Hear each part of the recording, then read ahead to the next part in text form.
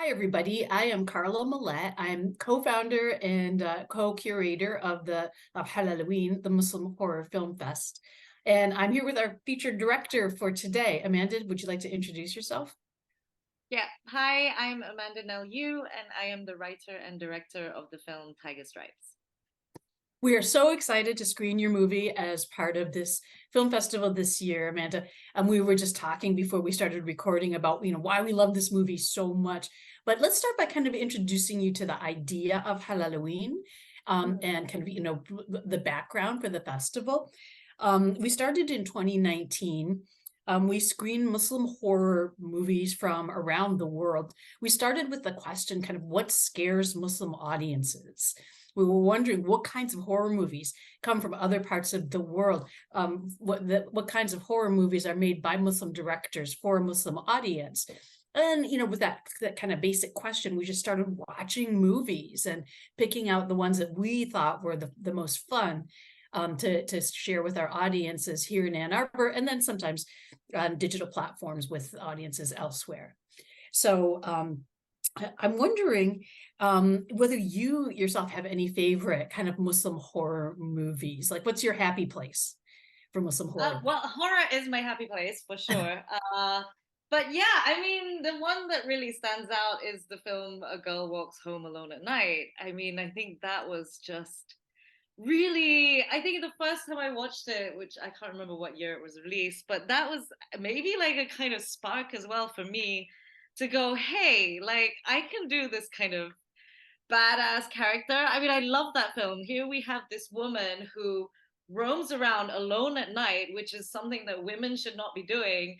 And she does it in this, like, full veil on a skateboard. And I'm like, hell yeah, this is exactly what I want to see. So I think even that film was, I would say, like, kind of partly inspirational for me to make movies and films with my kind of characters as well. Yeah. I love that. That was the very first movie that we screened in our very first Halloween. Amazing. Yeah, yeah, yeah. That's such a great movie. Are there any similarities that you see across cultures and regions when you're looking at kind of like, I think that Muslim horror is a weird category to look at. I don't know if, there is such a thing as kind of global Muslim horror kind of sensibility or film style. But, kind of thinking about that as a category, are there similarities across cultures and regions in Muslim horror that you have noticed? Oh, I don't know, like, because I guess this kind of label of Muslim horror as well is getting very trendy and like kind of getting quite popular these days, especially with great film directors like Joko Anwar from Indonesia. He's really kind of picking up a lot of attention, and he's such a great director. But I guess to me, like horror is really just playing on your fears and not even just talking about Muslim horror, but like horror and religion always tie in, don't they? Because it's about the unknown, isn't it? And then kind of messing with your fears of the unknown and really pushing those boundaries. So in a sense, I feel like there's a lot of similarities with all sorts of horrors and not just a specifically with Islam. Yeah, I love yeah, that. We love Joko Anwar. He's yeah. the one director who we've screened one of his movies every year that we've run this He's festival. Yeah, yeah, yeah. he's so prolific. He makes so many great films. So yeah. And they're fun. They're so much fun. Absolutely. Yeah, and I love your definition of horror that it's kind of pushing toward the unknown, it's asking us to look into the dark, basically. Um, Yeah, exactly. yeah, which is maybe a great place to transition to Tiger Stripes, which is such a fun, fresh kind of take on horror from your perspective. We love how you use body horror in Tiger Stripes.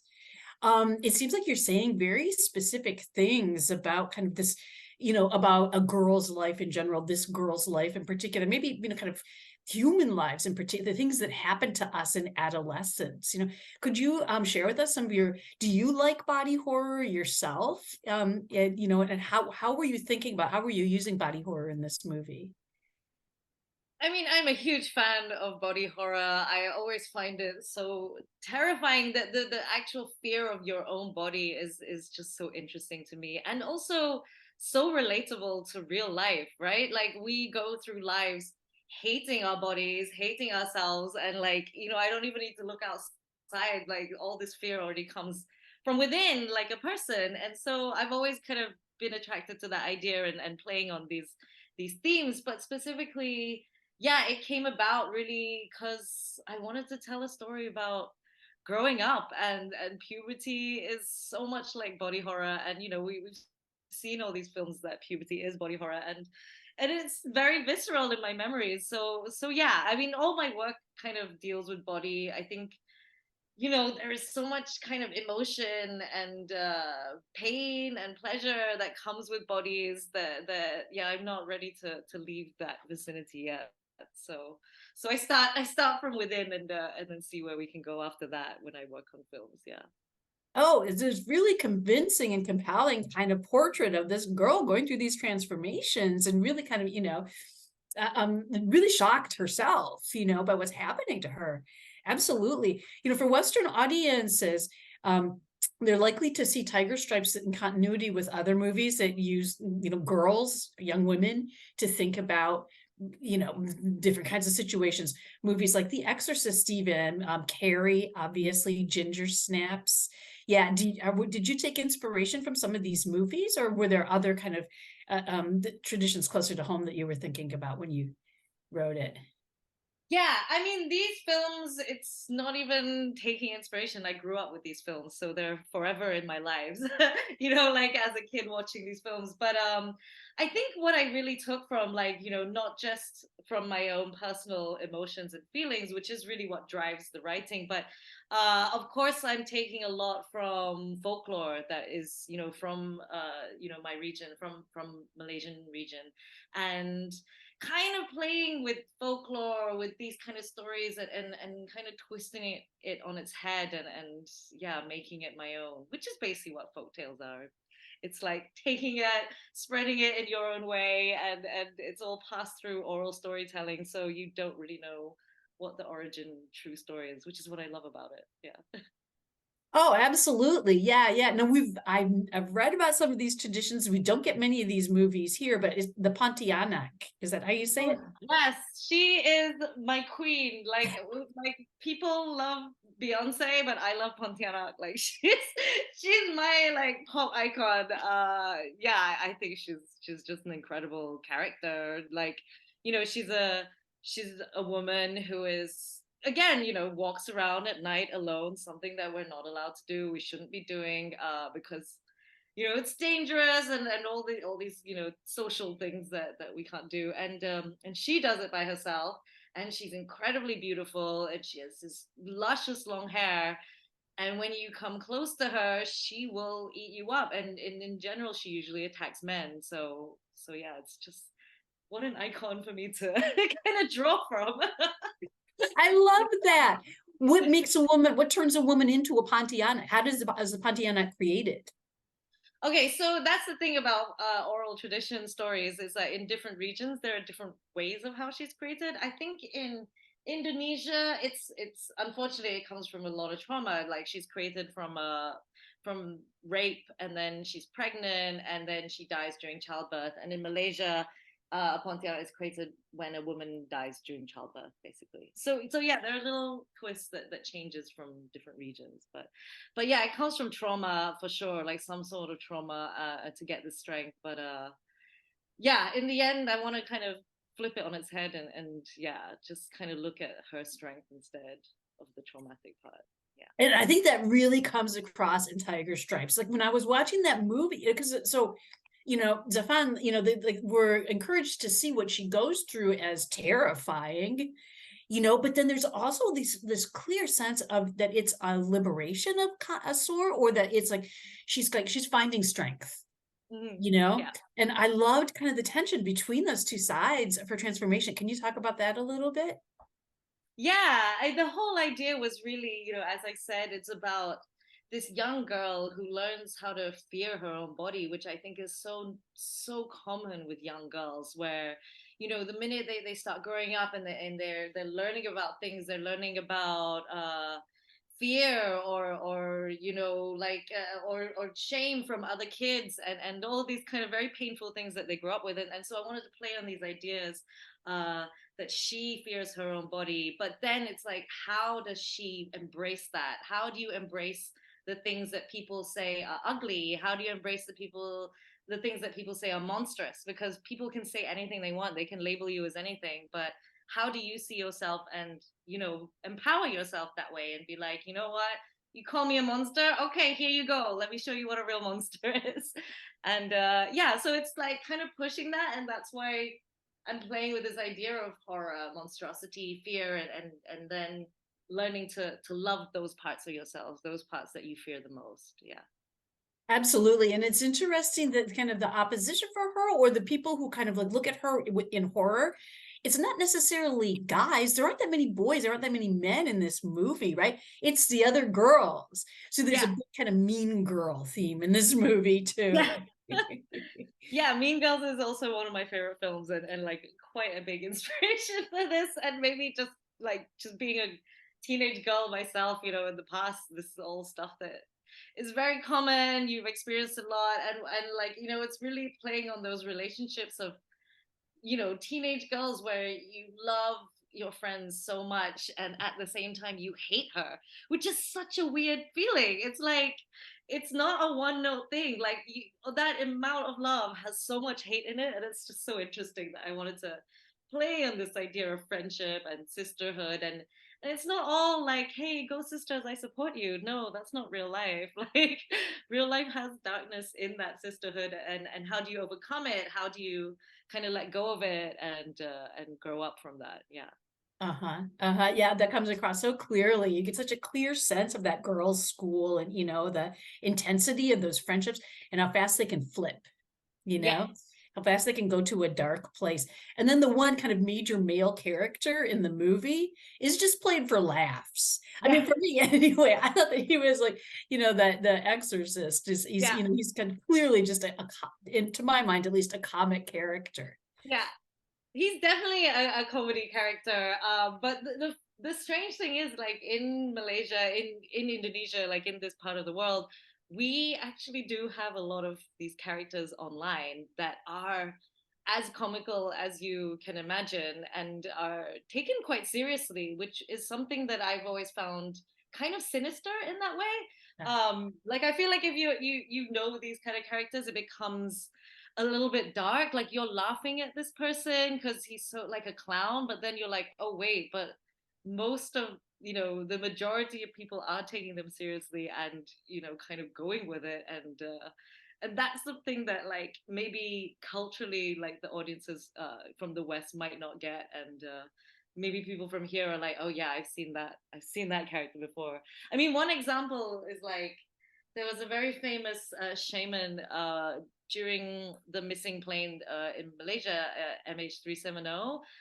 This guy came to the airport and started. He was basically that character, and he was saying that he's going to find the plane, and so these characters are quite common here, and they have a lot of followers, which is something quite interesting. And I guess also in the US, I kind of thought of what the idea of power was. You have someone like Donald Trump who was so comical to a lot of people but also had so much power and following, and so playing on this idea of comedy and then realizing, oh wait, but everyone believes it. It's like, what's going on? But yeah, so that's what the character really stands for me. Yeah, that makes perfect sense, and it makes it like, comedy is the other big kind of body genre, right?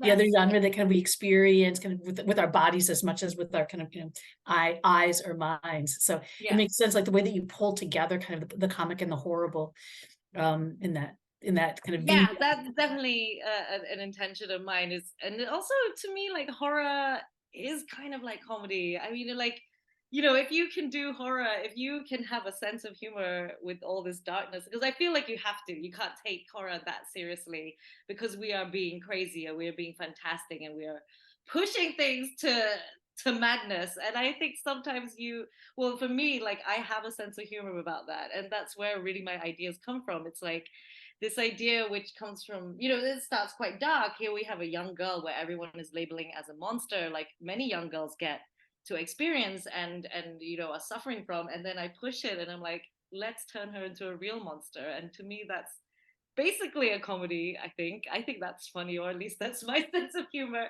And then so to kind of inject bits of comedy and like weird moments or strange special effects, like these are things that I want people to kind of laugh at and know that this is for fun. This is like, don't take it too seriously. Yeah.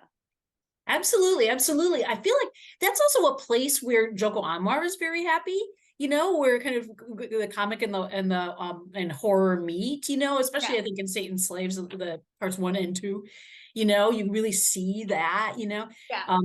as well as the environment of kids, Yes, together yes. in those movies. Yeah. Yeah. So do you think that this is, do you see Tiger Stripes aligned with any kind of trends in new filmmaking from Malaysia and Indonesia, or are you trying to blaze a new trail?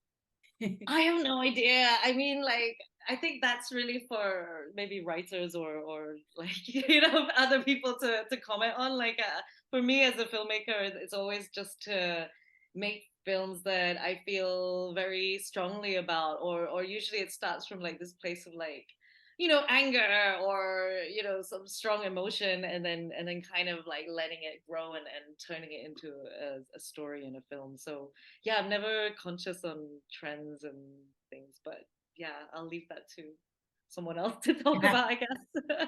You're speaking your inner truth. Yeah. Do you know what's next? What's next for you? Oh, yeah. So what's next is obviously starting to research and write another film. So yeah, this time playing with themes of motherhood, playing with themes of the expectations of being a wife, being a daughter-in-law, being married into a family, and finding yourself with a child, and what happens to your identity. And of course, I'm going to play on blood and monsters. So yeah, it's like maybe I'm maturing in terms of themes. I don't know. From Oh. puberty to motherhood. Yeah. But still staying in that same lane of kind of, horror, body horror, kind of, Yeah. female centered tales and Yes, yeah, absolutely. spaces that are associated with women. Yeah. Yeah, yeah, yeah, yeah. I love it. I can't wait. Okay, I know it's getting late in Malaysia, so we should probably wrap up here. Yeah. Yeah, thank you so much, Amanda. This has been with it's been a lot of fun chatting with you. Huge Thank, fans of Tiger Stripes, and we really can't wait to see what you come up with next. thank you. Thank you so much for having me and for screening the film. So, yeah.